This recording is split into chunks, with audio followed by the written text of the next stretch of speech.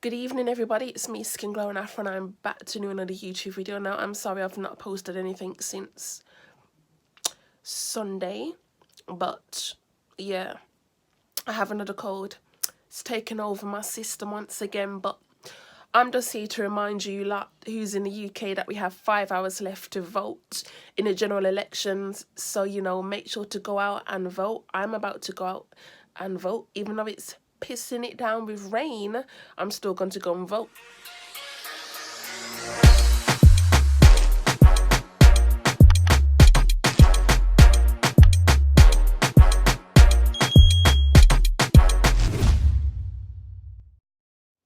Now, as I've said previously, I've given my, reasons before about voting, but like 5 main reasons why I feel you should go out and vote. Number 1, the NHS. I know if you've been reading the newspapers, magazines, watching the news on television, or just reading up on social media, you would know that the NHS currently is crumbling. If you'd seen the headlines lately about that 4-year-old little boy who's not very well, is in hospital and he's having to sleep on the floor. Imagine 2019, Britain is the 5th richest country in the world, and a 4-year-old boy is having to sleep on the floor despite being seriously ill because the hospital doesn't have enough beds. And then we can talk about how ward closures are happening in hospitals across the country because there's not enough staff to maintain them. So when you're running low on money and when you don't have enough staff to run the wards end up getting closed. It's actually happened to a lot of maternity wards here in the UK. A lot of them are having to be closed, and people who live in a certain city are having to go outside of that city just to go to a maternity ward. Do you know how ridiculous that is? And this isn't even just 2019. This is like, shit that's been happening for the past couple of years. Excuse my language. Let's also talk about how, due to the nursing bursary being removed, and also how the NHS does not pay for nursing courses anymore. They used to, they don't anymore. The decline, how do I say it? The rate of people applying to UCAS to do nursing courses have gone down significantly.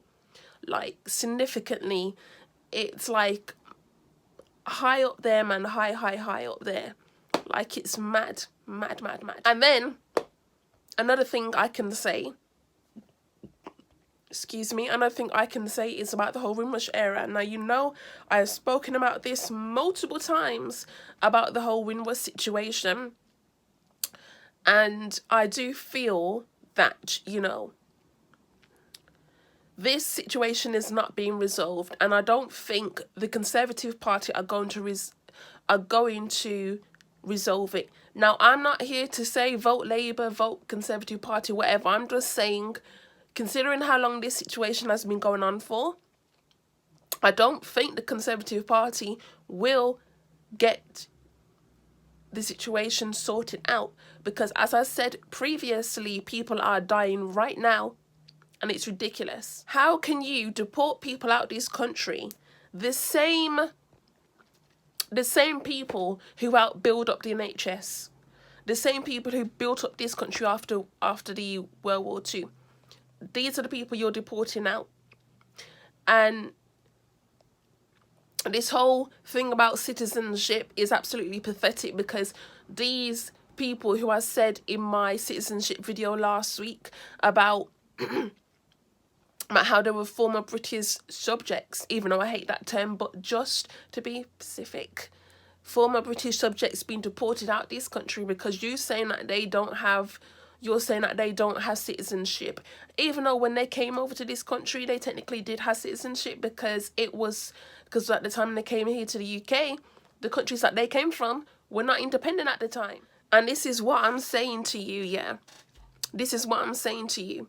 This is why the whole thing is so ridiculous, because you're there trying to claim that they are not British, even though they're probably even more British than some of us who was born in this country. You know, some of us who were born in British, people coming from these Caribbean countries are probably more British than us.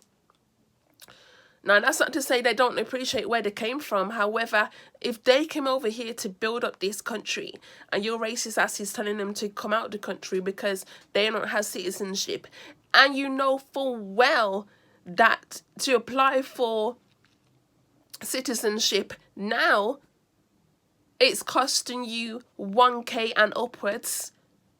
Let's be realistic here. An old person who has got their pension, how are they going to afford those citizenship fees? Please, how are they going to afford those citizenship fees?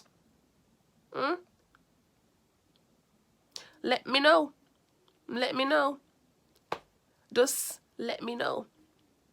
I honestly want you to tell me how they're going to afford that citizenship fee if they have a pension.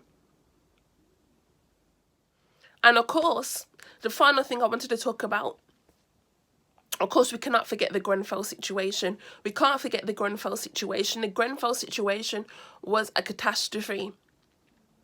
People died, and the people who were still alive, they're still not being homed. Yeah, they're still homeless. This incident happened 2 years ago. How the hell are they still homeless? It's all like next year will be 3 years. How the hell are they still homeless? What on earth is the government doing, honestly? And also another situation when the Conservative government pledged to, you know, build, was it several new homes, and they didn't build a single one. Like, tell me, yeah, how can you keep promising things and yet you keep negating on these promises? Like, you're not, where's the sense, please? Where's the sense? I just want to know where the sense is, because at this point in time it's just like ridiculous. Absolutely ridiculous. Now, as I said last week when I did my thread on citizenship, I said that people now, if your family comes from a different country, as in your family was not born in this country, or your parents were born in this country but your grandparents are from a different country, I would advise you to see if you can get dual citizenship now. If you're applying for citizenship in Haiti, they don't recognise dual citizenship. I don't know whether it's updated since I last checked last year, but as far as I know, they don't recognise dual citizenship. But I know that some of you want to go back to these Caribbean countries. So, you know, if it's worth seeing whether you can just have the one citizenship, it might be more beneficial for you. And next month, or should I say January 2020, which is right around the corner, like 3 weeks to go, bloody hell. But I'm going to use that month to apply for my Bajan citizenship, my Jamaican citizenship, and also get the passports as well. Or maybe just a Bajan passport. I don't know, because it just depends on the passport fees. So we shall see. Maybe just get the one in January, and then maybe get the other one later on in the line. But I'm definitely sorting it out, because I've been saying this since January 2018, and enough is enough. I need to get it sorted out, because we don't know what's going to happen. We don't know whether Labour's going to win, or we don't know where the Conservative Party is in. But I do feel like even if Labour does win, I'm going to have that as a backup plan, because you just don't know what's going to happen, especially with Brexit. So I hope that my voice wasn't too quiet for you, but yeah,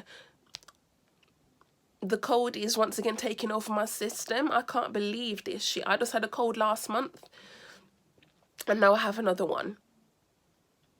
Clearly, this weather is just disgraceful, and it's exactly why I'm here. My hair is not done. My skin's a mess. My nails are just breaking up everywhere.